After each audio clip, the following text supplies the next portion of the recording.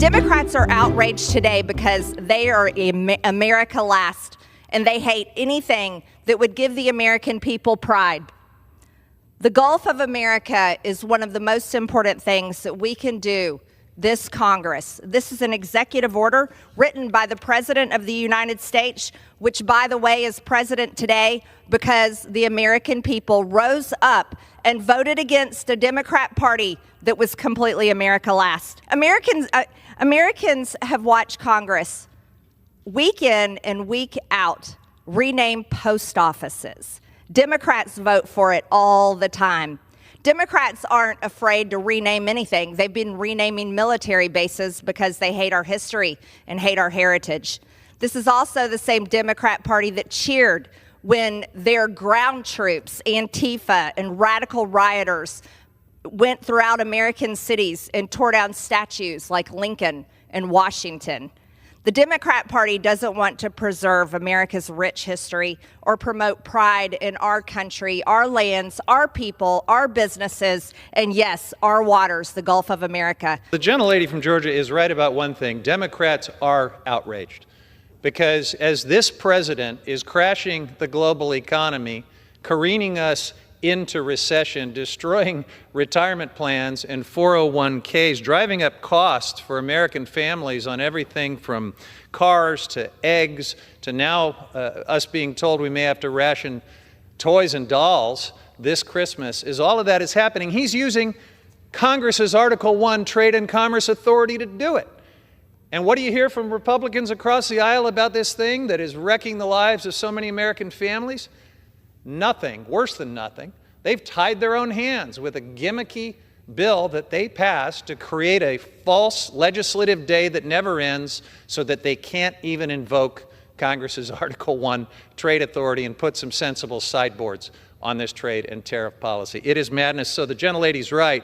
We are outraged. I rise in support of H.R. 276, sponsored by Congresswoman Greene of Georgia.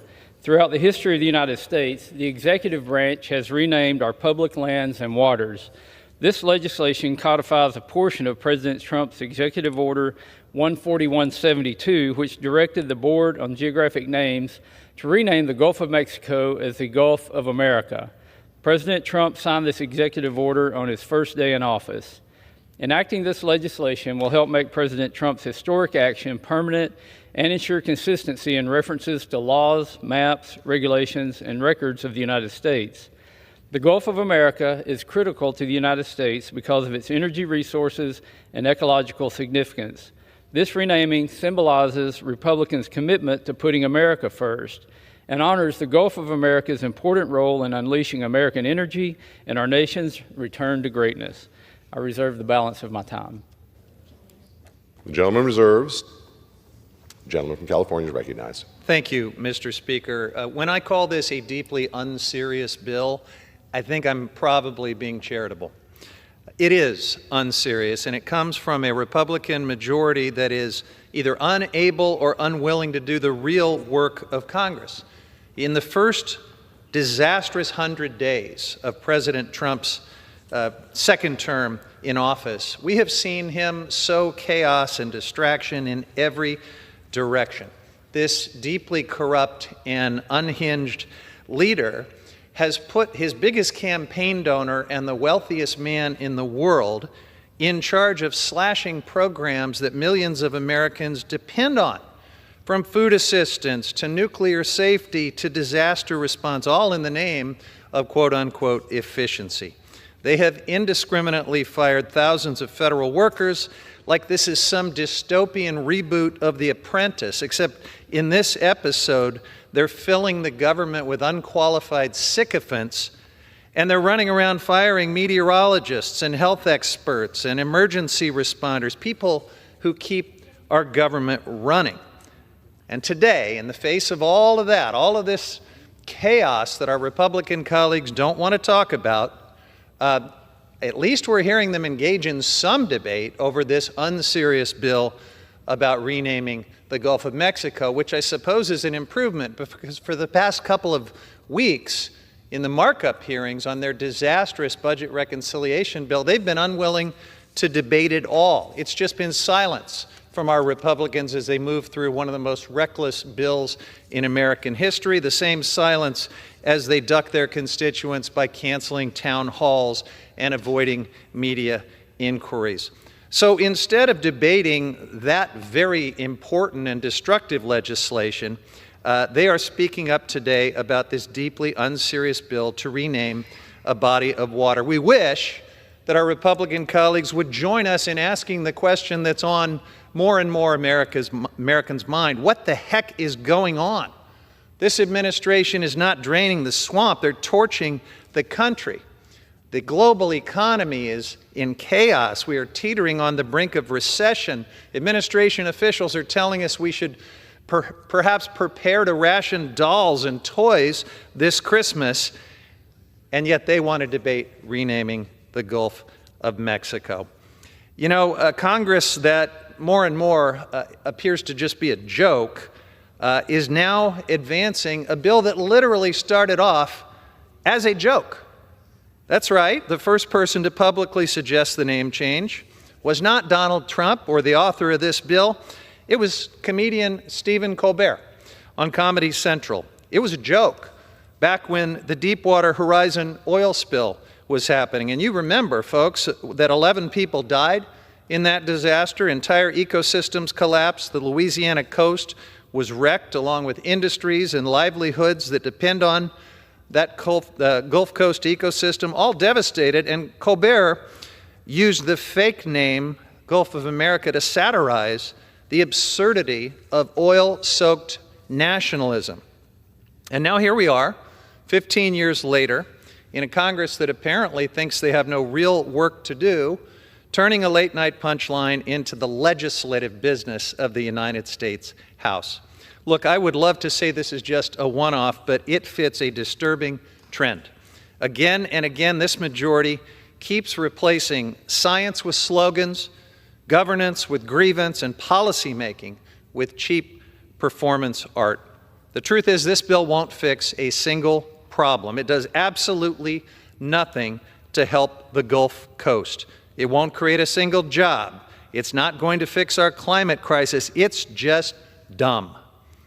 The only thing this bill will do is waste time and your taxpayer dollars to stroke the ego of a guy who sharpied a hurricane map on live TV. Now, in committee, I offered an amendment that would actually advance the value of efficiency. Because, you know, if this is all about stroking the ego of one man, if it's all about cultish sycophancy, why do it in a piecemeal way with all these individual bills to put his face on Mount Rushmore and on the $100 bill? We actually have legislation from folks across the aisle to do all these things, to rename Dulles Airport, to do national holidays. Why not go all the way? We know that's where this is all heading anyway, since everything is in service of one man's fragile ego. So why not rename the entire planet Trump? At least that would be efficient. We would hurry up and get to the inevitable outcome of where this Republican Congress is taking us. But look, if you like this unserious bill, there's another deal for you, because Eric and Don Jr. are selling Gulf of America hats on their website for $50 a pop. One hat even says Gulf of America, yet another Trump development. And the sales pitch for one includes, and I quote, "as seen on President Donald J. Trump." And get your meme coin while you're at it. And remember, all of these grifts are for a limited time. They won't last much longer. The American people deserve much, much better, folks. A recent Fox News poll, yes, Fox, showed that a big majority opposes the name change for the Gulf of Mexico. 67%. Americans know a joke when they see one, even if this Republican Congress doesn't. I reserve the balance of my time. Reserves. Members are reminded to refrain from engaging in personalities toward the President. The gentleman from Arkansas. Mr. Speaker, I yield 3 minutes to the gentlewoman from Georgia, the lead sponsor of this legislation, Ms. Greene. The gentlewoman from Georgia is recognized. Thank you, Mr. Speaker. I'm honored to be here today in front of the American people as we debate the merits of the Gulf of America Act. This would rename the body of water formerly known as the Gulf of Mexico to the Gulf of America. This is such an important thing to do for the American people. The American people deserve pride in their country, and they deserve pride in the waters that we own, that we protect with our military and our Coast Guard, and all of the businesses that prosper along these waters. But Democrats today are outraged. They're outraged because they love the cartels more than any other people in the world, more than the American people. They spent the past 4 years funding and voting for policies that ripped our borders open and allowed our country to be invaded by millions and millions of people.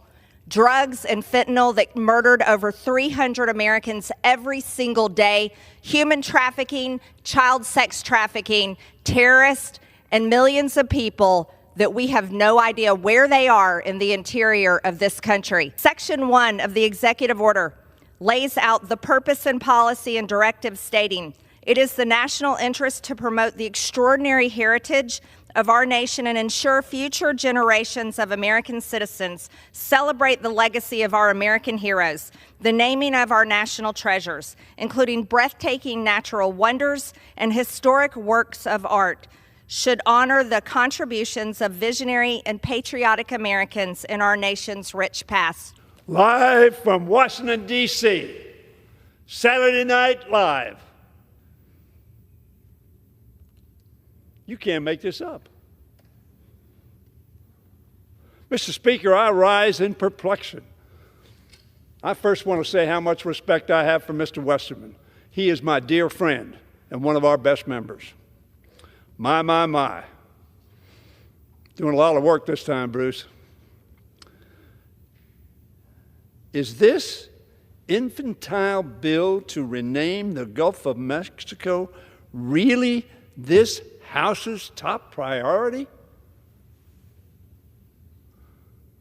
I heard the gentlelady say it's going to solve all the problems, of course, if we name it the Gulf of America. Golly day, why didn't we think of that? The economy is shrinking for the first time since COVID-19.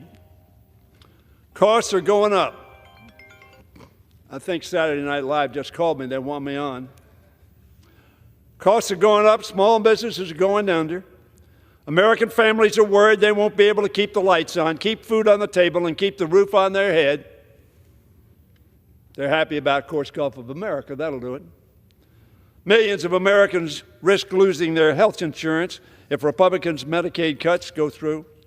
Yet Republicans think this juvenile legislation is the best use of this House's time. This is the only thing we're doing today, folks. What a sick joke this is. Republicans worry about 400-year-old words on a map. I worry about families in every community in America who's struggling to get by. This bill is obviously a distraction, a joke. Where is Trump's one big, beautiful bill that we keep hearing so much about? The one that cuts taxes for the wealthiest among us, threatens health care for millions, and pulls the rug out from under working Americans. The majority still hasn't been able to put it on the floor. That's how divided, dysfunctional, and divisive they are. My dear friend, the late Elijah Cummings, with whom some of you served, said, we're better than this. The American people are counting on us to be better than this. We ought to be debating legislation to bring down costs, to pay our debts, to fix our broken immigration system. Instead, MAGA Republicans waste our time with this childish drivel.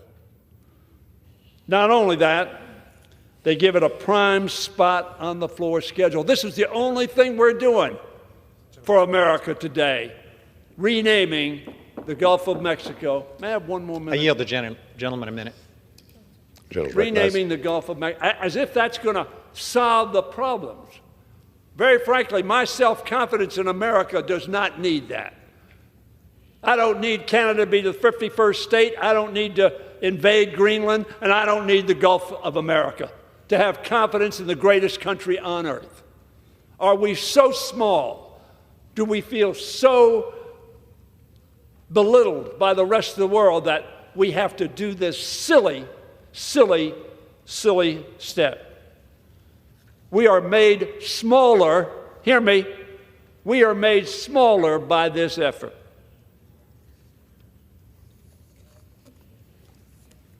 Vote rationally. That'll be a no. I reserve. California.